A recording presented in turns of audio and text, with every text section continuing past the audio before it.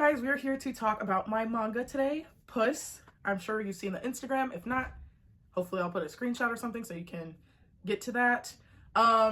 It's 50 chapters. It's going to be 50 chapters. I've already, it's been done. It's been waiting for a long time. I believe when I first finished it, it was like 42, but there was like several chapters that were just criminally long. So I split some of those chapters in half, and I also added a chapter, a beach episode sort of chapter, where it's just, just sitting with the characters that you like, like they're just doing something and you're just having fun with their personalities, right? It's my biggest fear to have like a has-been hotel situation happen where it's just plot, and you have no time to sit with the characters or see character moments. Like, I think of fucking Charlie and her dad, right? Lucifer. The problem was presented in little Easter eggs, but it was resolved in one fucking episode. One phone call, one episode resolved their estranged relationship. That is my absolute worst nightmare to have in writing. So I took the time to, write in a little cute little beach episode. Even though without the beach episode, I don't think those problems would have been a problem in my story, because I do think I did a good job of, having the characters be relatable, having them have their moments, having them have on-screen character progression, all of that good stuff that I feel went wrong in Attack on Titan, all of that good stuff that I feel went wrong in Has Been Hotel, I definitely did not do to my own shit.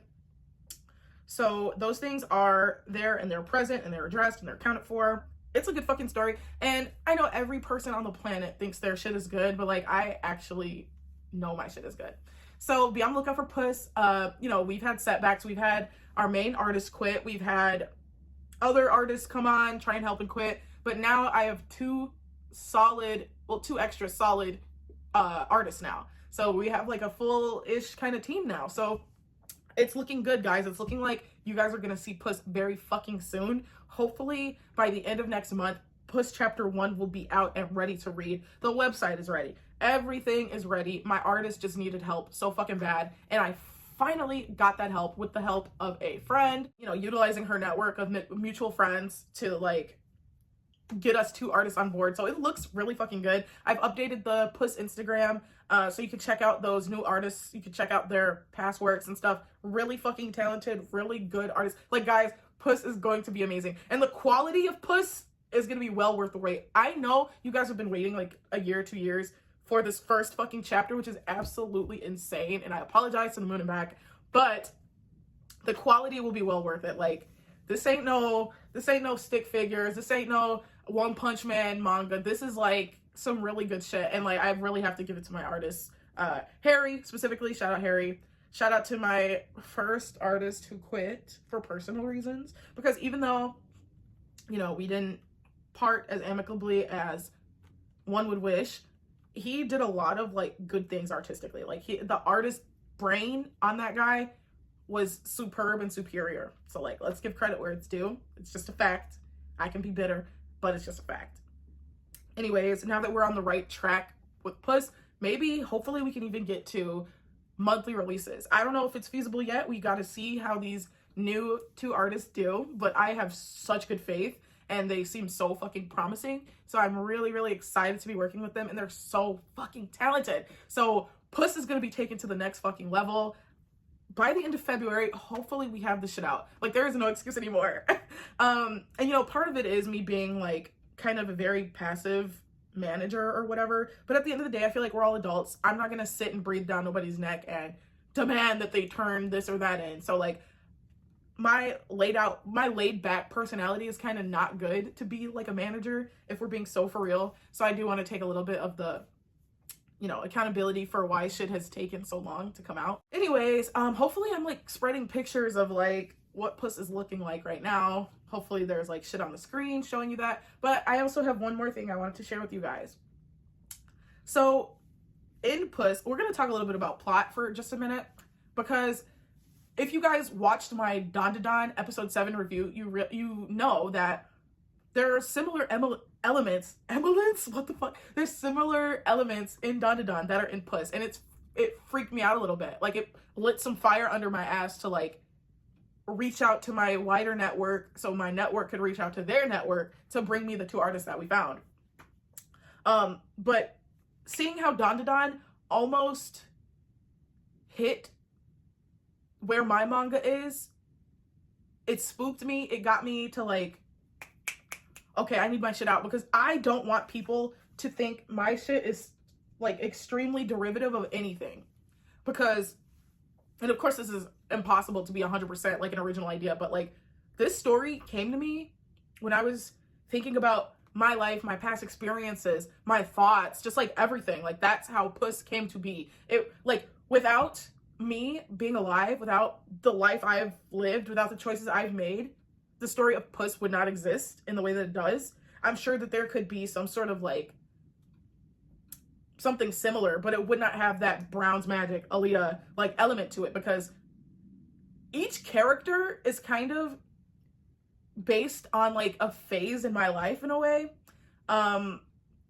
So, you know, there's Penelope, and this is me trying not to spoil too much. There's Penelope, who's this character of like perfectionism. You know, there was a point in my life, and there still is, where I was just an extreme perfectionist. And, you know, when you're a perfectionist, there's things in your life that are neglected, right? Because you're so focused on this element, this other element of your life is neglected, right? And then there's a character who, and I'm trying like not to spoil, so I'm like giving very basic like descriptions. There's a character who like needs to work on her boundaries like real bad, and like I feel like we've all struggled with that. So not only is it a murder mystery, but it's a murder mystery where figuring out what happened to the character who died, Susie Hannah, figuring out what happened to her isn't the only point of the story, right? Just like in like Dandadan, how the ghosts and aliens and shit aren't the major point of the story. They're kind of like the B plots in certain episodes, right? Like, figuring out what happened to Susie Hannah is the A plot, but all of the characters, and I believe there's like 10, so there's a character for everybody. All the characters have like B plots in every episode. The B plot is one of the other characters. So the main character, Puss, is this girl who's like, you know, she's a high schooler. She finds out that this girl, Susie, died, right? Susie is a girl that Puss went to middle school with. If you live in the US, you know what that is. And they stopped being friends. And so Puss has to grapple with her own regret of like, holy shit, she's dead. And I didn't really get to like experience her, you know? Like, because if you think about it, like everybody in your life is an experience, right? So Puss just has to grapple with her regret of not experiencing Susie to the fullest. Like she regrets the fact that she didn't make up with her, and now she's dead, so she never can, right? What's also going on with Puss, and this is another thing that freaked me out about Dandadan, Puss can see fucking demons. And there's, you know, shit and twists with that in the story as well. So, you know, you really just have to read it when it, you know, when it's there. There's really fucking awesome action. Like, guys, I am the writer of a century. Like, this is psychological. This is action-packed. This is, like, fucking with your mind and shit. Like, Puss is gonna be big. The last thing I wanted to talk about was my character, Puss, who's, like, the main character. She is obsessed with this book called Marianne. And in this book called Marianne, it's this fictional book. It doesn't exist, right? Like, it's this book that exists in universe only.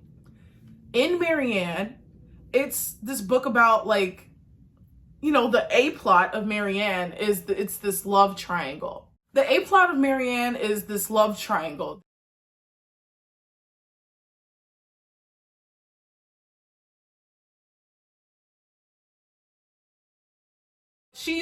It's dramatic irony because she doesn't realize that this guy, the butcher, doesn't actually fuck with her. He wants to fucking kill her.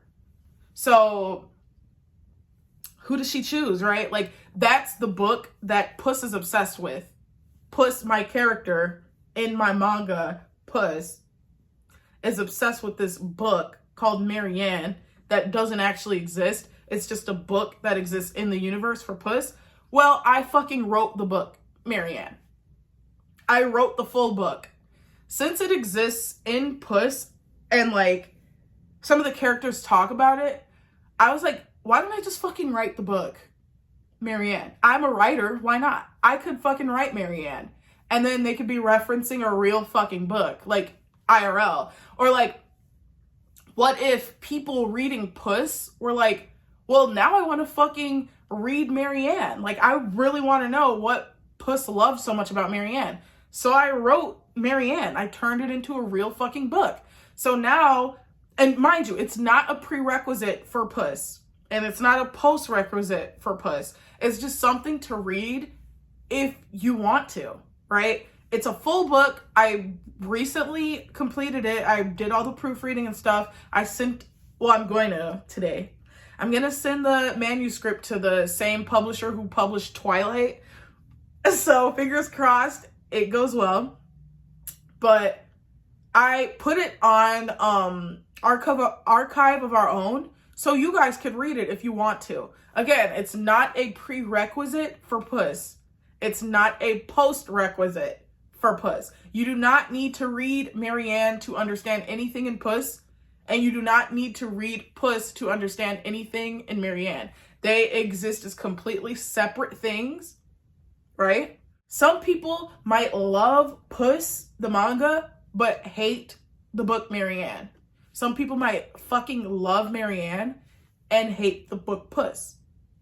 So it's I don't know. It's just there if you want to read it, if you want to know what Puss's favorite book is, like exactly what it is, then that's why I fucking wrote it. I wrote it so you can know, and you can read it if that's what you choose to do, because it's there. That's why I wrote it. Anyway, I'm going to read off the names of the chapters for you guys, just to pique your interest. Okay, I'm going to read the names of the Puss chapters, and then I'm going to read the names of the Marianne chapters. Are Chapter 1, Introduce Her to the World. Chapter 2, Save Her. Chapter 3, Show Her How to Be a Woman. Chapter 4, Make Her Leave. Chapter 5, Lead Her. 6, Isolate Her. 7, Hurt Her. 8, Court Her. 9, Return to Her. 10, Marianne. 11, Tell Her a Story. 12, Make Her Stay. 13, Scold Her. 14, Give Her Rabbit. 15, Ask Her. 16, Make Her Aware. 17, Delight Her. 18, 18, Her Gift.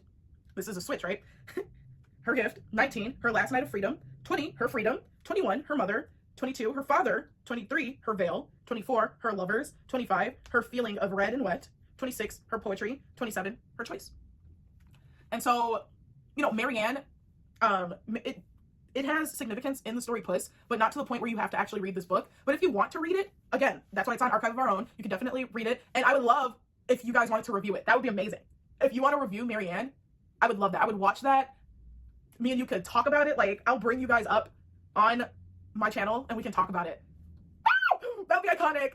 So yeah, anyone who chooses to read Marianne, you could read it chapter by chapter, reach out to me after each chapter if you want to. You can read the whole thing and then reach out to me and we could talk about it. We could talk about the themes. We could talk about what it means.